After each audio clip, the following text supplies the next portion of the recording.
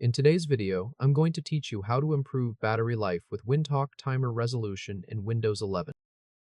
Open your browser and go to the Windhawk website. If you need a moment to get there, feel free to pause and copy the pinned comment. Once the site loads, click Download and wait for the file to finish downloading. Now open the downloaded file from your Downloads folder. If a prompt appears asking for permission, click Yes.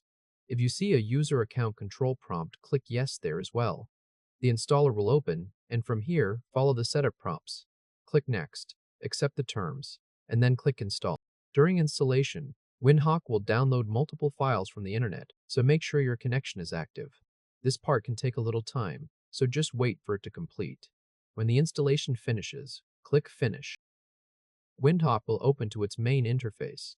It looks similar to Visual Studio Code, with a sidebar on one side and the main content area beside it. At the top right, click Explore. In the search box, type Timer Resolution.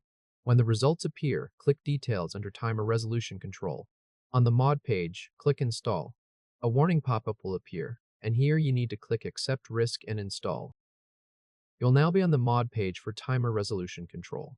It shows that the mod is by M417Z, and the description explains that the default timer resolution on Windows is 15.6 milliseconds. It also explains that when programs increase the timer frequency, they increase power consumption and harm battery life. This mod gives you control over which programs are allowed to change that timer resolution. Next, click the Settings tab. Find the drop-down for Allow changing the timer resolution. Open that drop-down and select Disallow changing the timer resolution. Then click Save Settings at the top.